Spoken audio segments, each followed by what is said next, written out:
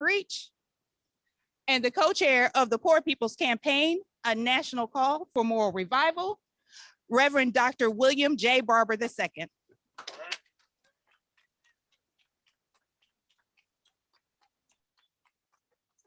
Because we believe in bottom up, I want to introduce the three tri-chairs first of the Texas Poor People's Campaign, who represent that campaign and 40 other groups that came together for this particular phase of our national season of moral direct action. So the spokesperson today will be Ms. Stephanie Swanson. Would you all step up together?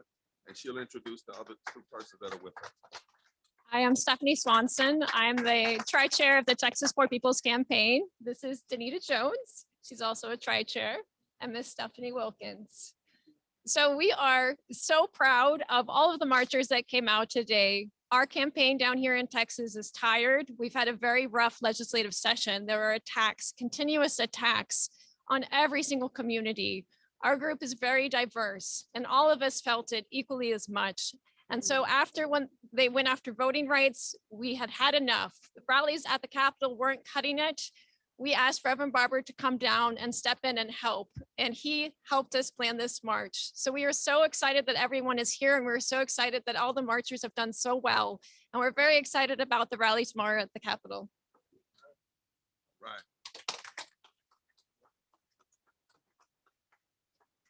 Thank you all for being here. Like Stephanie said, we were tired, we were broken, and we didn't know what else to do. So when you're tired, you typically get on your knees and pray. Well, we sent an email to Reverend Barber, the next best thing. And so we asked him to come down and help amplify our voice because our voices weren't being heard. And so over these past 3 days, along with the help of you all, our voices have been amplified. People are hearing us. People are paying attention to Texas. And it's time that people pay attention to the people. Right.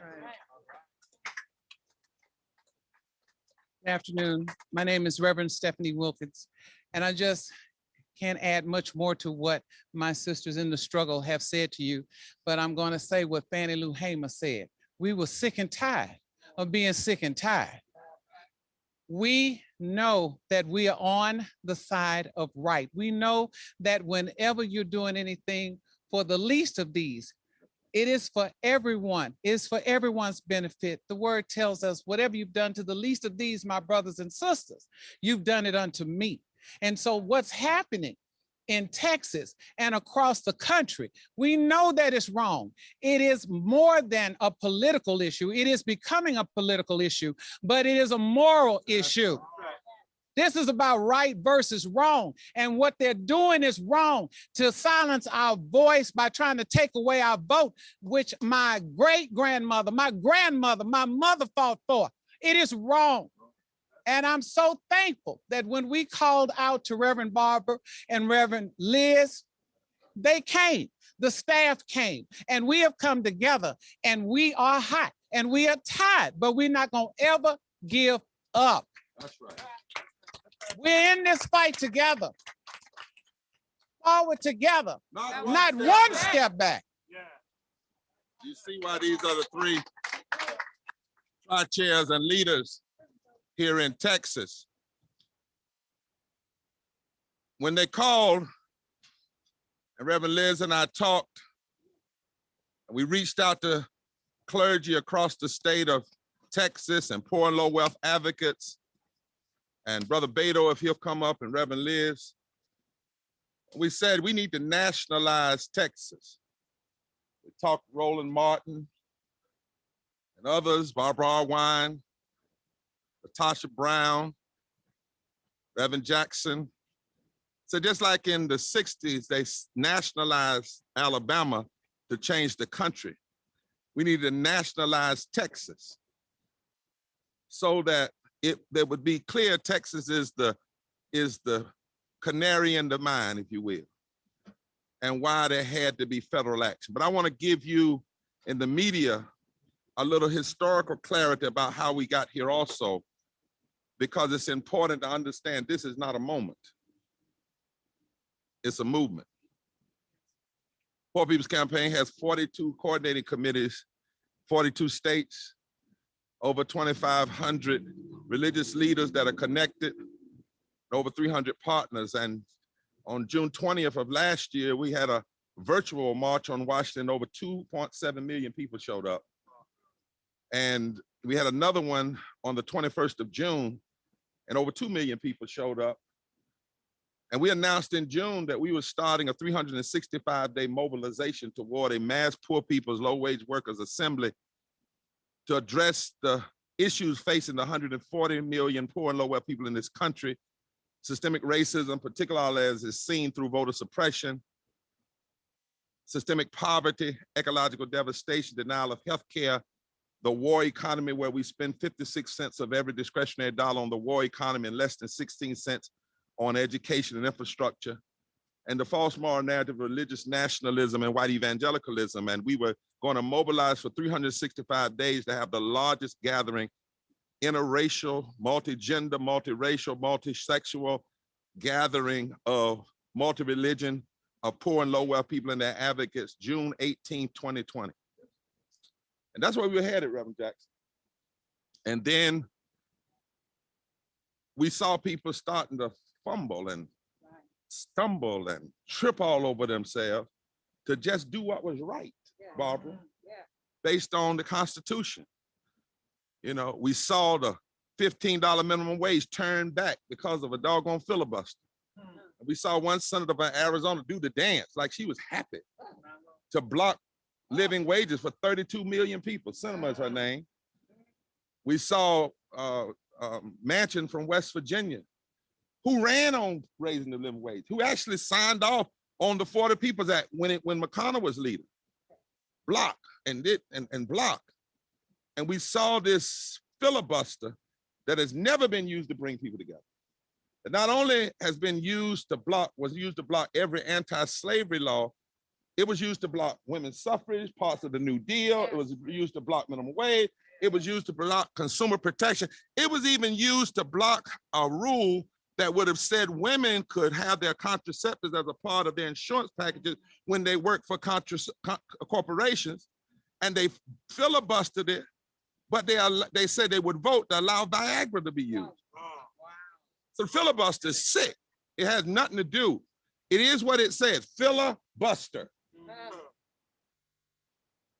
And any politician that says, if you don't have the filibuster, you'll lose democracy, they don't understand that the filibuster time and time again has often killed democracy. And so in June, we went to Manchin's office and over 800 people showed up from the hood to the holler. I'm giving you a little history.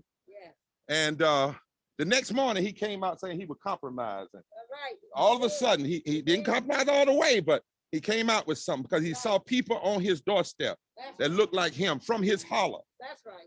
And then the folks said, not us, they said, let's go to DC. We went to DC, led by people from West Virginia, Ohio, and Kentucky. They wouldn't let us in the door. They had written ahead to want to meet with him. They said no, so they said, let's go in the street. So Reverend Jackson and Barbara Irwine and Liz and I had no better sense than to follow. And they arrested more people on June 23rd than they arrested on January 6th, simply because we were trying to see. And so when that happened, the folks said, well, I need to stop now. So we announced on July the 12th that we were going to have from July the 12th to August the 6th, a season. And then after August the 6th, if things didn't change, we'd intensify even the more. July 12th, tens of thousands of people put in calls to the White House and to every Senate office. 5 things. At that time, 4 things. Immediately end the filibuster. Number 2, fully pass the real John Lewis bill, which is the 40 People's Act that he wrote with his dying breath. When it's written, because it isn't written yet, pass the Voting Rights Act, Restoration Act. Pass $15 living wage and do it now. The next week on the 19th, over 100 women, here 2 of them right here, were arrested, looking like the fullness of America. On Constitutional Avenue. Then the next week, we were in 27 states, 54 Senate offices, Democrats and Republicans. I was with Reverend Jackson. We were in Arizona. Yes. Senators of 39 people Yes. were arrested at a senator's office for asking for a meeting and refusing not to move because our office is in a corporate building and the people don't have First Amendment right for a redress of their issues. And then in the middle of that, when we were headed to Arizona, that's when we got the call from the folk in Texas. And they said, will you come? And we said, we have no choice because Texas is our Selma. And we nationalized. And we said, we call it the March for Democracy, a moral resurrection. When we came here, over 200 arrests have already happened in this season of nonviolent civil disobedience. And here's why we march. We must have federal voting rights protections now. Don't tell us you can't do infrastructure and protect the infrastructure of this democracy. And we know that that means in order to have voting rights protections, you got to do 4 things. I learned this from Barber. She's one of the greatest lawyers there are on these matters. Number 1, you got to protect access and expand. Am I right, Barber? Help me. If I'm wrong, you correct because I'm not a lawyer. Number 2, you got to deal with gerrymandering. That's right. Number 3, you got to get dark money out. That's right. And number 4, you have to have ethics, a way of looking at the ethics of all. And those 4 components, all of that's in the original For the People's Act and media for the national media that Manchin signed off on. When McConnell was leader, he signed the For the People's Act as a co-sponsor.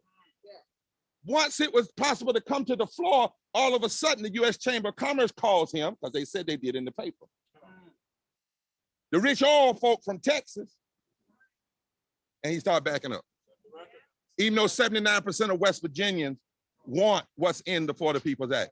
79% of West Virginia. We also said that we needed this to be done by August 6th. Why? Because August 6th is the 56th anniversary of the signing of the Voting Rights Act, and it's a shame and a disgrace that we have less voting rights in America today than we had 56 years ago when Lyndon Baines Johnson signed the Voting Rights Act, and Jesse, if I'm not mistaken, handed the first pen to Eric Dirksen, a Republican, and the second pen to Dr. King from Illinois, Dirksen from Illinois. This is what we are saying must happen. We cannot let states' rights and states' retrogression take over our country. These laws are not just against Black folk. 56 million people use the other ways of voting other than on election day. 56 million in the last election. These legislators are going after retrogression. They are trying to take away access to the ballot that people have already been using, even before this year. That's retrogression. We can't have racist and class-based gerrymandering.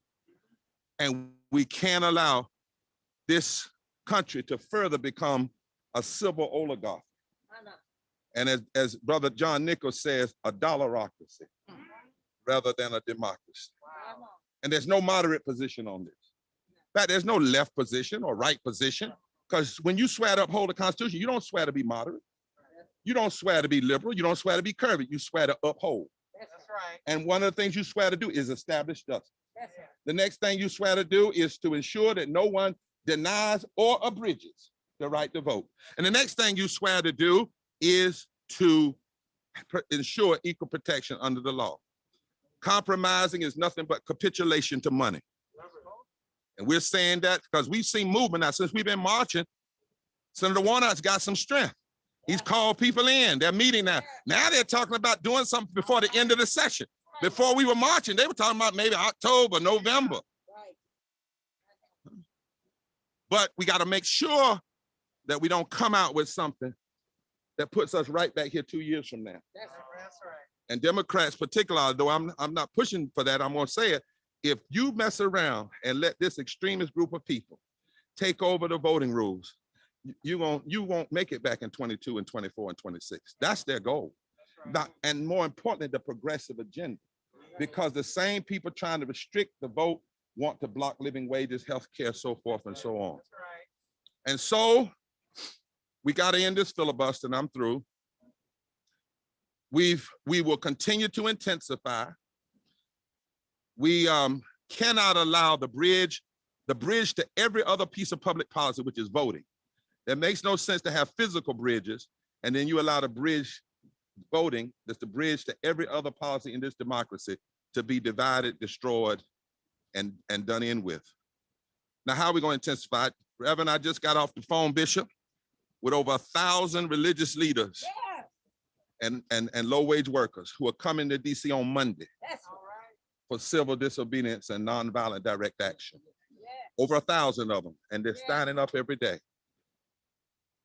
I spoke to the Texas state legislators yesterday and said for them to stand strong and don't be fooled. Don't let somebody tell them, we'll give you the Voting Rights Act restoration, which hadn't even been written, and then walk away from the For the People's Act.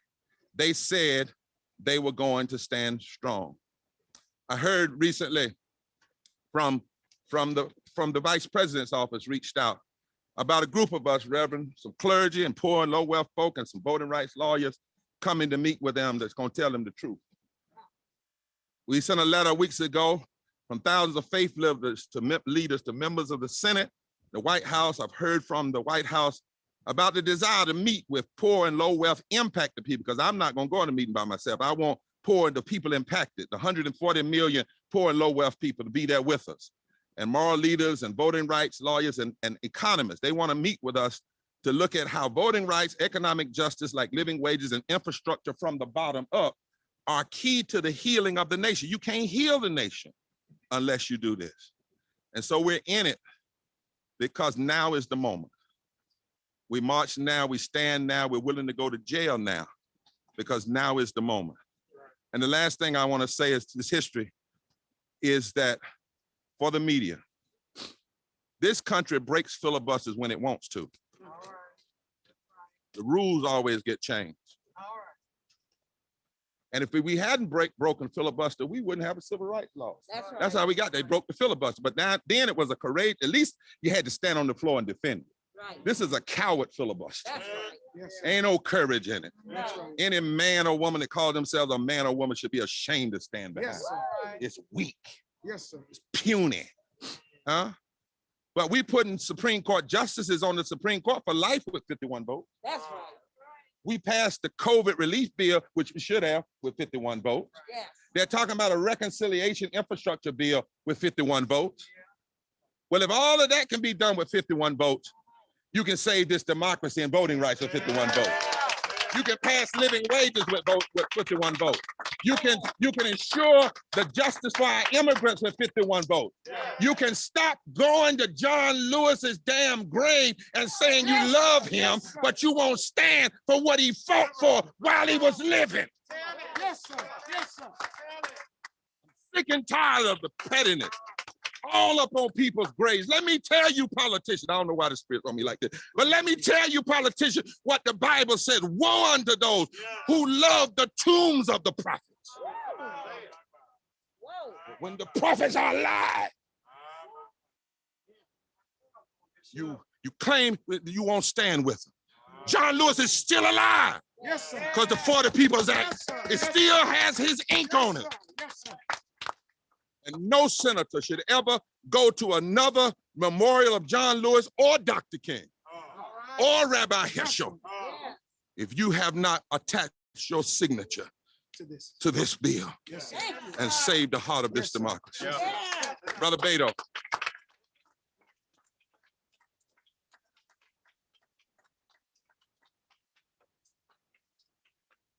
I'll tell you, we are so lucky to be in the presence of so many courageous Texans and Americans who've walked these 27 miles over the last 3 days, who are helping to bring attention and focus, not just from across this state, but from across this country, to the most important issue before us. The fact that our democracy is being attacked unlike any other time in this country's history since the Civil War. That's exactly what the President of the United States recently said in Philadelphia. What he has not said, and what we have the power to say now for him, and hopefully to get him to say, is that the next step of political courage is to make sure that we get the For the People Act through the Senate. As Bishop Barber said they've made exceptions to the filibuster for fast track trade deals. You can pass them on a 51 vote majority. For budget deals, 51 vote majority. For Supreme Court judges, 51 vote majority. For federal judges, 51 vote majority. We're asking for just one more exception, a 51 vote majority for voting rights legislation. If we fail at this moment of truth, we do not just fail the Democratic Party or the Republican Party or the generation alive today. We fail this country and every generation that follows ours, because Abraham Lincoln called us this the last best hope of earth. And we have inherited the struggle and the sacrifice of everyone who has come before us. And we either make the most of it now at this moment of truth, or we squander it forever. The folks on this march, and even more of them who are coming tomorrow, 10 a.m. in front of the state capitol to rally for the right to vote, these people will not be found wanting or lacking in courage at this moment of truth. In fact, we are trying to give the president the power he needs to make this his undying, unyielding, uninterrupted focus until we pass the For the People Act, get voting rights in this country, and protect American democracy for the next generation. That's what we're here to do. And we hope to see you tomorrow, 10 a.m. Saturday, in front of the state capitol. We're going to have the Poor People's Campaign, impacted communities, more than 40 allied organizations. And if that's not enough, we're going to have Willie Nelson, one of the great American heroes of all time, who are going to be here. Last thing that I want to say, it is so extraordinarily powerful to have Reverend Jesse Jackson here in Texas with us. This man could be anywhere literally in the world. He just got back from France, where he was awarded the Legion of Honor for his service globally to the cause of human rights on planet Earth. He was a leader in the original civil rights and voting rights era that secured the 64 and 65 Civil Rights and Voting Rights Acts. He's been there every single year and decade since, making this a better country. And he chose to be here, and not just to be here for the press conference. I walked beside Reverend Jackson. He was walking the miles. He put in the distance today. If that's not inspiring to us right now, I don't know what will be. So Reverend Jackson, we are so grateful to be in this with you.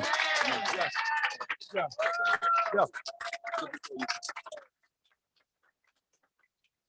We certainly are glad. And I want to say that we honor Reverend Jackson as an elder of the movement who's still in the fight. Normally they say elders are for counsel and young folk are for war, but he's counseling and warring. And I want you all to know that we've been having conversations already that after this, so folk are clear. They don't move by the 6th. They take a recess. We go into state capitals all over this country and mobilize, and starting in West Virginia, starting right there. Because that's what has to happen. It's always from the bottom up. And so we are so thankful. And we're not against anybody. We supporting everybody that's in the battle. What we say is you don't have to be under the same banner, but you ought to be in the same battle. All right. Don't have to be under the same banner, but you ought to be at the same battle. In addition, as he comes, Lucy Baines Johnson is coming tomorrow. Yeah. She talks about how it hurts her to see what her dad has signed into law being rolled back. We got a whole group of theomusicologists from around the country, Miss Yar Allen, that are coming, and the artists are saying they're getting ready to organize. Artists, they are organizing to speak out all over this country. But as we come at this moment, would you welcome our brother, our elder, our warrior, Jesse Jackson.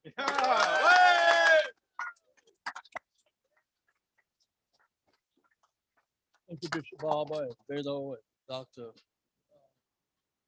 Barber and Wine. I was blessed to be at Selma Part 1. John Lewis, who was at Williams, and Ms. Boynton, Daisy Boynton in Selma, Alabama. And then Selma Part 2 in Texas. We marched then to obtain the right to vote, to attain the right. Now we march to maintain the right to vote. That's right. And in many ways, our dreams have been realized through the vote, not through sticks and stones, but through the vote. So today we know two things. One, if we lose this battle, democracy will lose and Democrats will lose. If we lose, Democrats and democracy will lose. We seek justice. We seek to open the doors of opportunity to every American. one thing we didn't have in 65, 18-year-olds didn't have the right to vote in 1965. That's right. So in Vietnam, they couldn't vote. Latinos couldn't vote bilingually. They only vote in English, couldn't vote That's right. bilingually. Since 1965, we opened up 18-year-olds can vote. Women can vote. We can vote. So here we are today, making this point very clear. One is that we seen the history of filibustering. That's nothing but a glorified way of blocking progress, blocking the American dream. I submit to you, if we lose, democracy lose, and Democrats will lose. So I'm convinced that they have an interest in this state. There's something pernicious about it. We're not in a regular, we're in a civilizational crisis. Civilizational crisis. That's right. When you in fact have last president leading the drive to deny the validity of the election, that's a civilizational crisis. He has a following, people who find him blindly as a cult leader. When you deny the right to vote, deny the validity of our democracy. Kennedy won by 113,000 votes. Nixon had enough decency in the protest. He accepted the outcome. Ford, Vice President Gore had more votes than Clinton, more votes than Bush. They stopped the count at 519, 27,000 votes in the ballot count had not been counted. So here we are again at the crossroads of America. One, the protected right to vote. You can't accept the state's right to vote. That's right. When Civil War, last time we crashed this level, Civil War 1861, 65, Lincoln and his generosity caved in too quickly. That's right. He forgave those engaged in treason and terrorism, killing Americans, and he forgave the journalists who led it. He pardoned them, and he left in the hands of the segregators, the slave masters, the government, show labor, wages, workers, civil rights, social justice, and criminal justice system. When the war was over, because blacks had been freed, enough of them freed in 1863, 200,000 joined the Union Army. The South was gaining on the North. As far north as Gettysburg, is Antietam, Maryland. Blacks, 200,000 soldiers joined the Union Army and they beat the South back. For that, the segregation masters never forgave them. Here we are today, one more time. Here we are today. Hear me if you will. That when they got the 10 years of Reconstruction, another 90 years of racial apartheid, That's right. which this generation was part of. I'm glad to have been a part of the marches in that time. Today I march because I can't help it. Can't help it. There's a sense of urgency about this thing. Yes. The president must assume leadership. I hope he'll meet with us next week. That's right. Yes. We want to meet with President Biden, Yes. 3 or 4 of us, to talk about what is at stake here Yes. and why. And going to West Virginia in a few days. Meet with the people there, people who hardest working poor people in America are in West Virginia. Hardest working white poor people in America. They go down beneath the soil every day, come up full of coal. A coal mine dies every 6 hours. So West Virginia needs this struggle. We fight for decent wages and fight for job security. Yes. So it's not close, Reverend, that on August 28th, the day of Dr. King's dream speech, there'll be a march in Washington, but we'll be marching in state capitals around the country. We have, the dream has been realized from Selma to the White House, but it's on attack now. That's right. We must focus on state capitals in the Confederate States, in Little Rock and Arkansas, and Atlanta and Georgia and Atlanta, should I say, also Texas. We shall on that day be marching state capitals around the country. Capitals around. That's Yeah. right. Focus on the Congress and the Senate. We can win this battle. We must fight this battle. To be sure, we have done a lot in the last few days. Barber, you're the best organizer of our time. Oh, yeah. You crown jewel of organizers, and you care so deeply. Beto, we thank you for your sense of witness. Oh, yeah. Reverend Freddie Haynes, who's not here today. Reverend Freddie Haynes, Reverend Barber, and Beto have carried the struggle. So we looked at it, talk with them every day, trying to get here. So I want to thank you again. We intend to meet with President Biden if we can next week, the leadership of this group, to talk with him about the urgency. If we lose, he loses. If we lose, democracy loses. If we win, he wins. Democracy wins. I was in France last weekend. I saw this crisis from afar, Barber. On the one hand, President Trump leading the drive against the validity of democracy. The right to vote was first item on the agenda in all of Europe last week. And then the issue of the bills, the reconstruction bills. Let me say this to you: if you get Johnson got war on poverty and OEO, he's known for Voting Rights Act. You get the right to work, don't have the right to organize and to vote. You lose your dignity and your self-determination. That's right. It's not enough to get a reconstruction plan, not enough to get bridges built. We need healing and we need hope. Thank you very much. Yes, sir. That is clear.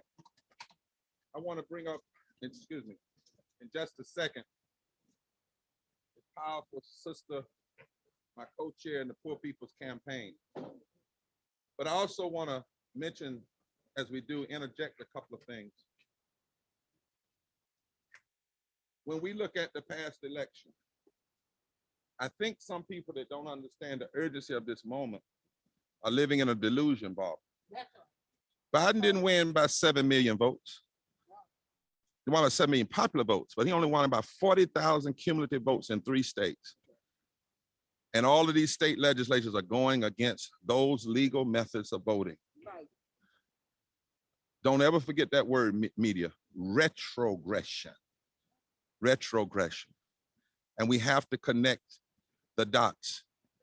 We've said to the president from afar and up close, you need to come to Texas.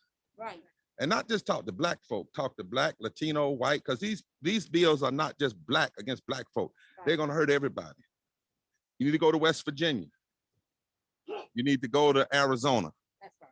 Then you need to say to Senator Schumer and Speaker Pelosi, I want to come to the well of the Congress. That's right. And just like LBJ, Kennedy, Lincoln, and Johnson, go to the well of that Congress with the full power and weight of the people and the presidency and say we cannot and will not have one part of our infrastructure built up a little bit with a small infrastructure bill. And I don't say small in a negative way. The Poor People's Campaign would say we need $10 trillion to really lift from the bottom over 10 years and then allow it to be destroyed through the erosion of the infrastructure of our democracy. That's the kind of leadership this moment requires. And as Reverend said, this is not about whether or not the Democrats are going to survive or the Republicans are going to survive. This is about whether democracy will survive, whether the experiment of America will survive. And listen, maybe even whether the world as we know it survives, because if America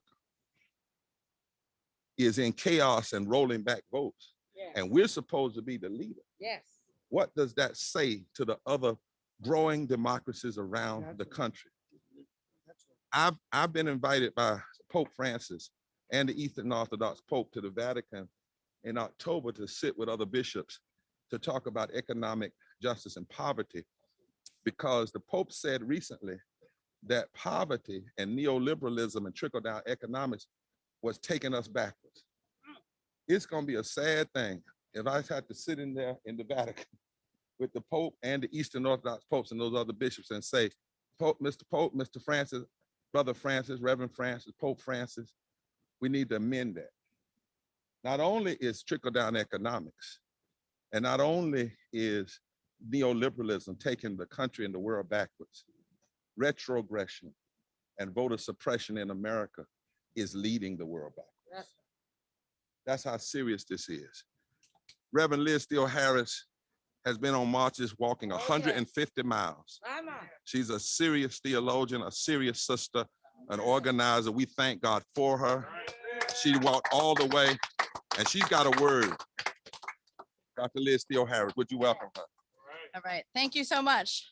As was said, my name is Reverend Dr. Liz Steele Harris.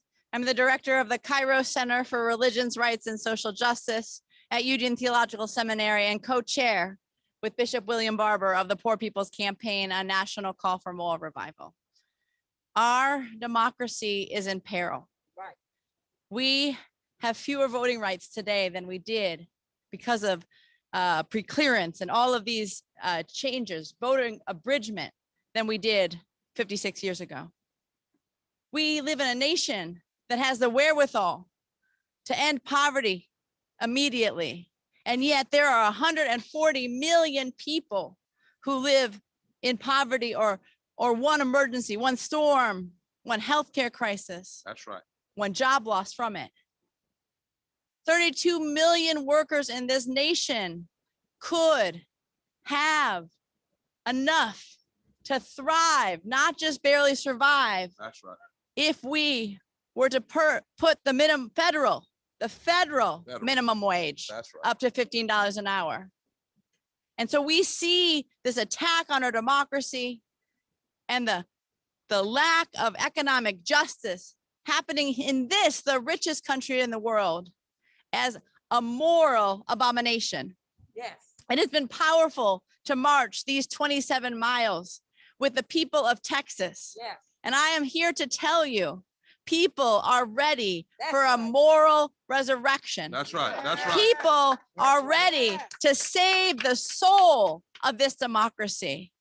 And it's when people are on the move, like the people in Texas are now, and like people all across this nation, this is when change happens.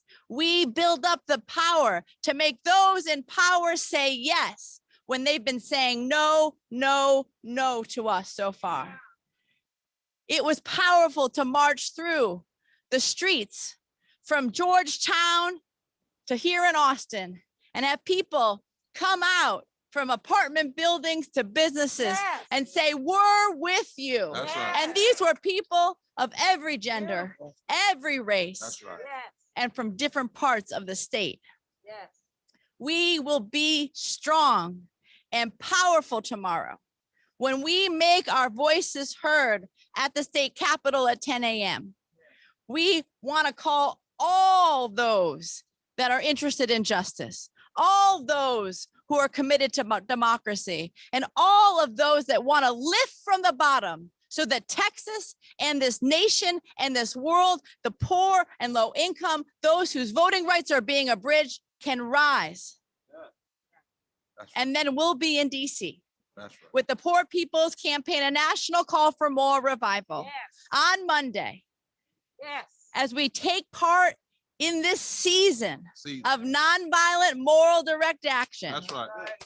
building up the power to be able to end the filibuster, to pass all the provisions of the Voting Rights Act, of the For the People Act, to restore the Voting Rights Act, to raise the minimum wage to $15 an hour, and to have permanent protections for all 11 million undocumented immigrants in this nation.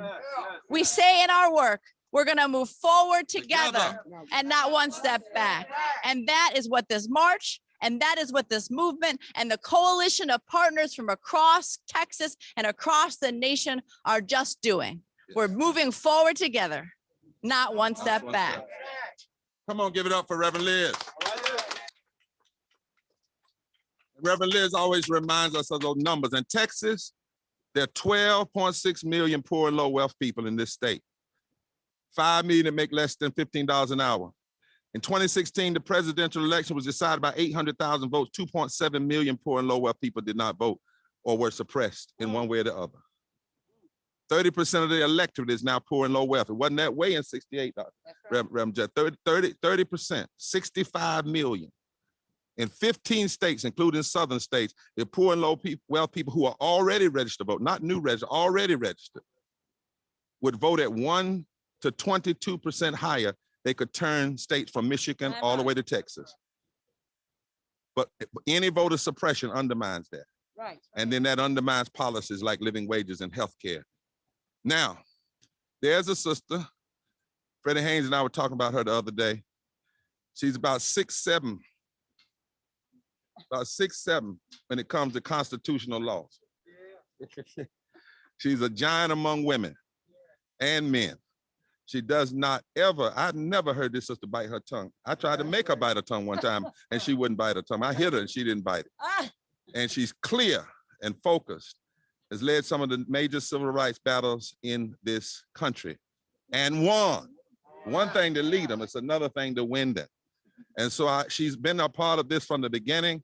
She's a lawyer in the courtroom and a protester in the jail cell, but wherever she is, she's speaking the truth, standing the truth, and always got a brief on what's the truth. Barbara Arwine with Transformative Network. Come on and bring her.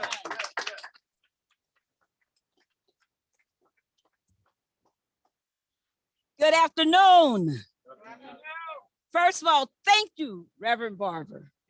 The Transformative Justice Coalition, which I head with the mighty attorney, Daryl D. Jones, Yeah, who is here, come on, Daryl. and come on, Daryl, and has been carrying that flag throughout the entire day and was with me when we were all arrested, right? That's right. On Monday, On Monday. and was arrested himself on last Thursday. Daryl Jones is also one of the pillars of our movement for justice. Well, I want to just say two things really quickly.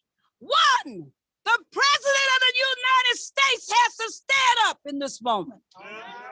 He cannot say this is about what some senators may not want to vote for. He has to bring his power to say that you got to vote. He has to say, oh, Schumer, no recess. None. You haven't even done your job. You don't deserve a recess until you save our democracy. That's right. Until you put the For the People Act on his desk. He should say nothing happens until I have this bill on my desk and I sign it. Nothing less is acceptable. The other thing I want to say is that the people of this nation are rising up. They're not sitting back and taking some kind of okey doke. They're not saying that you can destroy the democracy that my father, who was a proud Texan, that they fought for. That's right. That my grandfather, who was a proud Texan, fought for. You can't do that. We're gonna keep fighting until we free to vote. Free to vote. Free to vote. Free to vote. Free to vote. Free to Thank you. vote.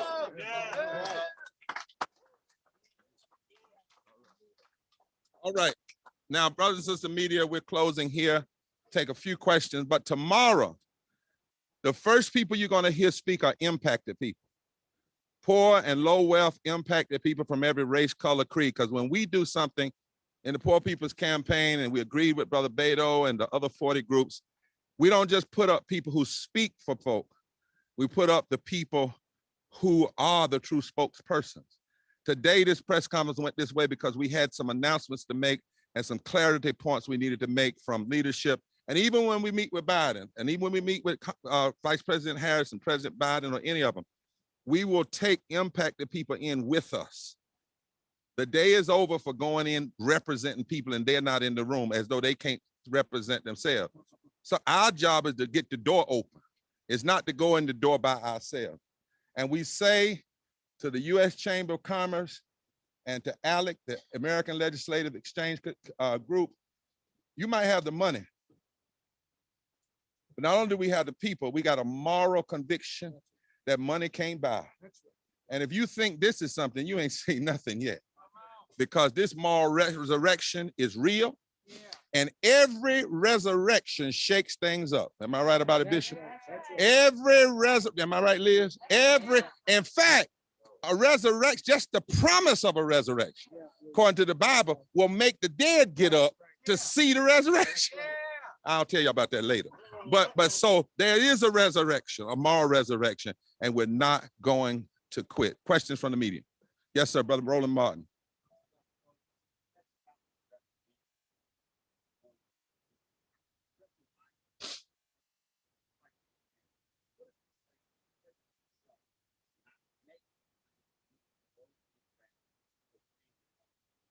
I think President Biden ought to put them on Air Force One, fly them to Texas, have a meeting on Air Force One, demand that's federal land, right? Huh? dare the constables here to come on there and get them, and then have a rally with them, a meeting with them, and then go back with them to the well of the Congress and have those Texas legislators sitting right there in the front. He's got to, because they have power, and he has more power than he's using. He's got more power. I had a chance before he was elected. I'll get you, Reverend. I had more before he was elected. I did a Easter program with him on his podcast.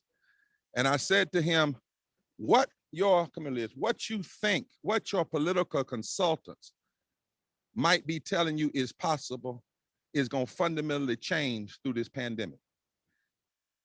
You check the record. I said, this pandemic is going to open up pain and expose pain, poverty pain, race pain in a way that will give you an opportunity because you can see it. This fight for voting rights and the fact that the filibuster has already been used to block part of the COVID relief plan that would have lifted 32 million people, the people who we had to go to work first, got sick first, got infected first, and died first, and now it's threatening the democracy. I said to him, you will have your Lyndon Baines Johnson, Kennedy Lincoln moment presented to you. Said this in March, Jess. I don't know why the Spirit said say that. He wasn't even president. He wasn't even elected. I hadn't even endorsed him. I said, but I believe if you get to be president, you're going to have a moment delivered to you. And the question is going to be, what do you do with that moment? Go to West Virginia, Mr. President. We love you enough to tell you this. Meet with those folk, those 79% of West Virginians that say Manchin is wrong. 81% of Democrats. Go to Arizona. Push Sinema. Meet with the Latino community, the Black community, the white community, gay community. Put those folk on a plane, come to Texas, have a meeting right out here in the airport, fly them right back. And when you go back, already have Pelosi and Schumer inviting you to the well of the Congress. And I guarantee you, if you take this to the well of the Congress, it will well up a sentiment of resurrection and transformation in this country. And you will be able to do more than you even think you can do now. But you got to give the leadership. Online question. Let me get him and then, hold on. Yeah.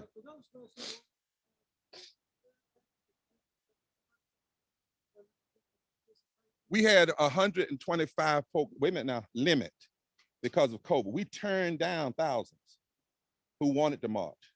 We had to limit it for COVID because we had to make sure everybody was vaccinated, proven, and tested, and had masks. But for the rally, it's wide open. Everybody can come. So it's 125 a day. So over a course of a day, we had over 1,000 people. We had multiple shifts. So over the course of the day, we had several thousand people to march. But what I'm saying to you is we could have had thousands every shift. We kept turning people down because our public health officials told us don't do that in Texas with the COVID and the Delta and all those things. Because Selma was about nationalizing the South and Alabama. Selma was about pushing a president to do the right thing and a Congress to do the right thing. Selma was about voting rights, but it was also about economic justice, because Dr. King said at the end of the Selma to Montgomery March that the way segregation and regression worked is it was always afraid of the Negro masses and the white masses coming together and voting in a bloc that would change the economic architecture. And it demonstrated it over a number of days. What's different about Selma is what Reverend Jackson said. Then they were trying to attain. Now we're trying to maintain and attain. We're trying to maintain new, what we have and attain more. But since Reverend Jackson is here as well and was there, I want him to also speak to this issue and question. Fear of becoming black people, brown people, women and children. Since the Selma March, we've gone from 4 black congressmen to 60, gone from 2 Latino congressmen to 45, 25 Asians. We are more representative of the democracy today than we were at that time. The bridge experiment was a Bloody Sunday, was a dramatic dimension. Here is not just a drama, it's a trauma of losing what we've gained. And six, if Lyndon Johnson, he did the right moral thing. Now Biden has to do a survival thing. If we lose, he loses. Lose, democracy loses. We win, democracy wins, everybody wins. And everybody wins, there are no losers, because including the growth and growth, everybody wins. Thank you. Let me take this question and then it's so hot out here, we don't want nobody to fall out. People Yes, sir, thank you. On tomorrow morning, leaving Georgetown, where in the 1930s, a white woman took on the Klan and won, will be 151 cars. Why? This is the 151st anniversary of the 15th Amendment. In front of those cars will be a hearse. In that hearse, a casket. On that hearse and in that hearse, copies of all the bills that are trying to bury voting rights, bury access, bury living wages. Symbolic that we will not accept the burial, that there must be a resurrection. The last question online was, had we been invited? I've been invited to the White House. We've been in conversation with the White House. The president, when he met with us before he was elected, said that changing poverty, Liz, would not be ending poverty, would not be a theory of change, not be an aspiration, but a theory of change. And said that he wanted to meet with some religious leaders of all faiths, some impacted people of every color, race, creed, and gender, some voting rights people, and economists and public health specialists. That's the meeting we want. I'm never interested in whether a person meets with me. Not interested in that. And so we are in talks about that meeting. Not a meeting with just Black folk, but a meeting with America.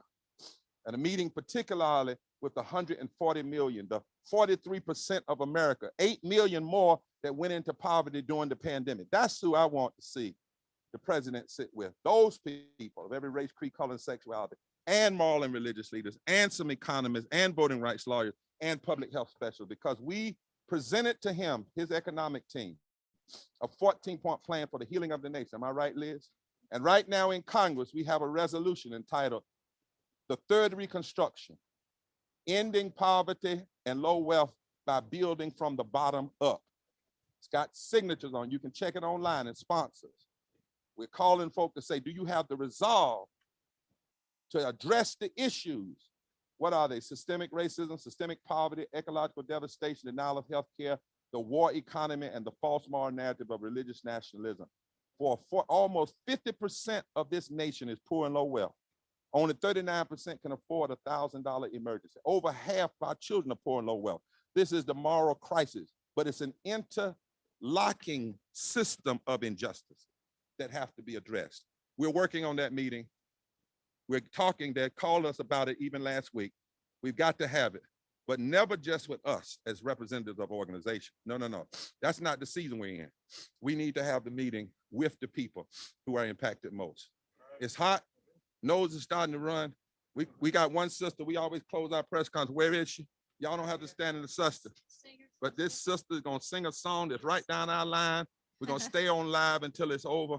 Take it away. Thank you. Thank you so much, media. Please talk to the people who march. God bless you. Come tomorrow, 10 o'clock, 9 o'clock, we march. But be there tomorrow at 10 o'clock. Willie Nelson, all these folk, Lucy Bain Johnson, come on and sing for us. So I'm counting on this beautiful choir of moral marchers to help me on the chorus here. And these are words that'll come out of your mouths really easy. All you have to say is, we won't keep quiet, no, on the choruses. Help me out. We are a nation in a bad situation. So many folks are under attack. We gotta stay together, brave this bad weather. We've come too far now to turn back.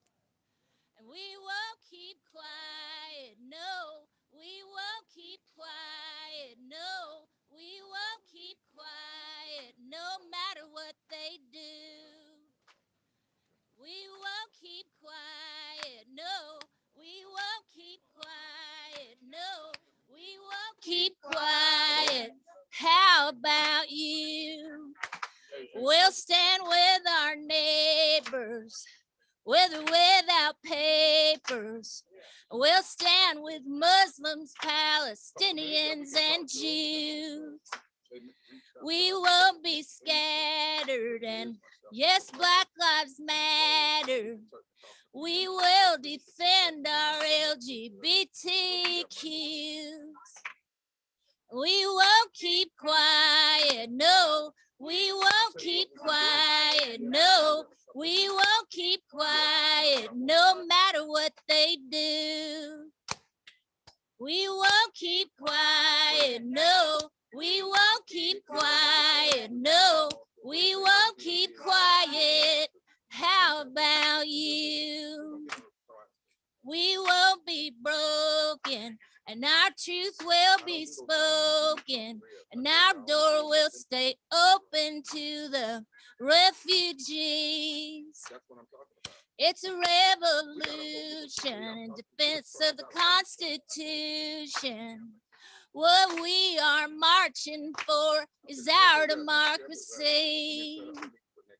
And we won't keep quiet, no, we won't keep quiet.